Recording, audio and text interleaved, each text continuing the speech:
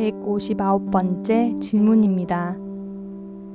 극한의 상황에서 수행의 마음을 지키는 것은 불가능합니까? 불멸 2권 234페이지 본문입니다. 그동안 해안을 여행하면서 느끼고 깨우친 감동으로 잠을 못 이루는 날들도 많았습니다. 해안의 법문은 저에게 해안을 안겨주었습니다. 그런데 그것이 모두 한순간에 물거품이 되고 말았습니다. 최근에 가까운 언니가 위암 판정을 받았습니다. 그동안 말로만 소식을 전해 듣다가 그 언니가 고통스러워하는 모습을 직접 보게 되었습니다. 끊임없이 토열하고 고통에 못 이겨 스스로 벽에 머리를 부딪히고 있었습니다. 언니의 모든 감각기관이 열려 있었지만 고통으로 가득한 정신은 고통 이외에는 아무것도 느끼지 못하고 있는 것 같습니다. 저는 너무 두렵고 무서웠습니다. 이 순간만큼은 도저히 꿈이라고 느껴지지가 않았고 저의 수행은 원점으로 돌아와 저의 몸과 마음은 어느새 처절한 현실 속에 놓여있게 되었습니다. 아무래도 아무렇지 않은 마음은 극한의 상황에 부딪히지 않았을 때만 가능했습니다. 저는 지금 지옥입니다.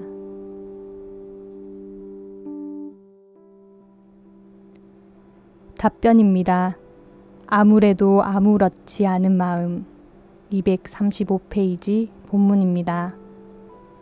아무래도 아무렇지 않은 마음이란 남이 나를 아무렇게나 해도 아무렇지 않음만을 말하는 것이 아니다.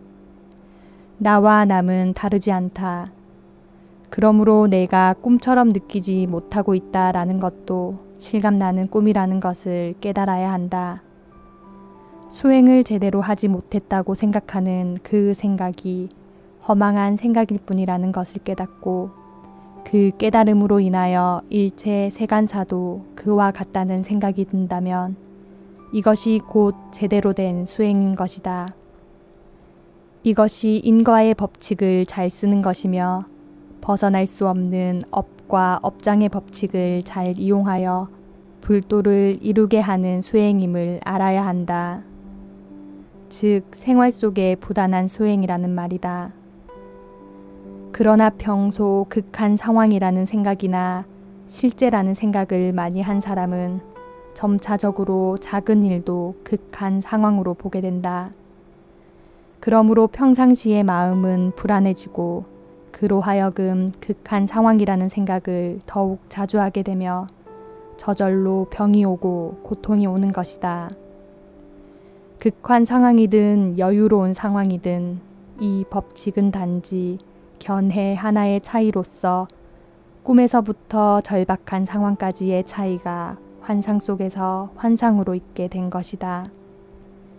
그러니 반대로 일체의 모든 삶을 꿈으로 보고 연극으로 연출하는 자라면 극한 상황이 와도 흘려보내게 되며 이미 극한 상황이 오도록 업을 지어놓은 것이 없기에 그런 일은 저절로 피해가게 되는 것이 이치인 것이다. 역시 병도 그러하여 고통을 피할 수 있게 되는 것이 불도를 닦는 이에 보이지도 확인할 수도 없는 이익인 것이다. 왜냐하면 오해를 받은 일이 있어 평소 같으면 분하고 속이 상해 토라져 가다 다리가 부러질 것을 다 꿈이라고 보고 웃다가 오해를 풀게 되어 시간이 지체되는 바람에 잠깐의 차이로 스스로는 알지 못한 채 사고가 모면되었다면 그렇게 될 것은 꿈에도 모른 채 단지 웃고 사니까 참 좋다라는 생각만 하게 될 것이기 때문이다. 이렇게 보는 이익은 확인할 길이 없지만 이것이 바로 이상하리만큼 평화로운 생활을 연속하게 하는 이치인 것이다. 얼마 해보지도 않고 안 된다고 하는 것은 아직 전생업이 다 지나가지 않았거나 현재의 방향이 확실하게 변화되지 않았기 때문이다. 이것이 업과 업장의 이치다. 그러니 그렇게 처절한 입장에서 모두가 생사를 초월한 마음이 빚어내는 환상임을 깨닫지 못하고 어리석은 업장에 의해 다시 업이 그대로 지어진다면 다음 생은 당연히 그 업에 업이 얹혀진 업장을 가지게 될 것이고 그로 하여금 점점 더 고통을 맞이하는 간격은 좁아지고 정도는 심해지는 것이다. 이것을 쉴 수 있는 간격이 없어진 지옥, 즉 무간지옥이라고 한다.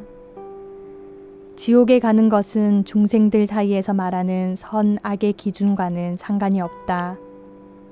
단지 얼마나 있음에 집착을 했느냐, 그리고 얼마나 마음을 졸였느냐가 더 중요한 것이다.